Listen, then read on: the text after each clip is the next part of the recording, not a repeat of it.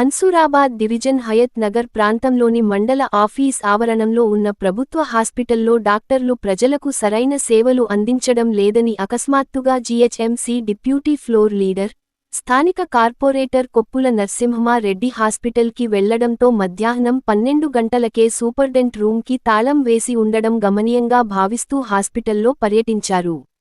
ఈ సందర్భంగా కార్పొరేటర్ మాట్లాడుతూ ఎన్నో రోజుల నుండి చుట్టుపక్కల స్థానిక ప్రజలు, వివిధ గ్రామాల నుండి వచ్చే ప్రజలు మరియు వివిధ పత్రిక మాధ్యమాలలో వారం రోజుల క్రితం నుండి డాక్టర్ల నిర్లక్ష్యమని, హాస్పిటల్లో పనిచేసే ఔట్సోర్సింగ్ మరియు శానిటేషన్ సిబ్బంది తమ ఇష్టారాజ్యంగా వ్యవహరిస్తూ విధులు సరిగా నిర్వహించకుండా ప్రజలకు సరైన వైద్యం అందించడం లేదని తెలియడంతో ఈరోజు హాస్పిటల్లో సరైన సౌకర్యాలు అందిస్తున్నారా లేదా అని విషయంపై అకస్మాత్తుగా హాస్పిటల్లో పర్యటించడంతో హాస్పిటల్ సూపర్డెంట్ రూమ్కి మధ్యాహ్నం 12 గంటల లోపే తాళం వేసి ఉండడం విడ్డూరంగా ఉందని అన్నారు.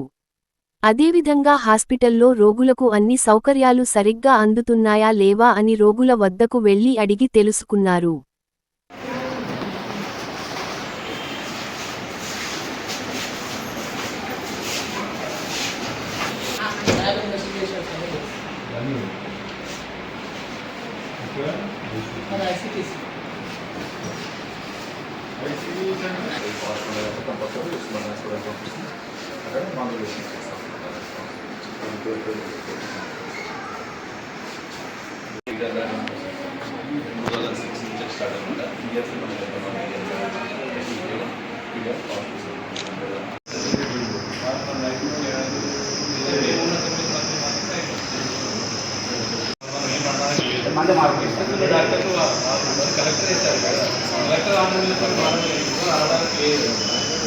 కలెక్టర్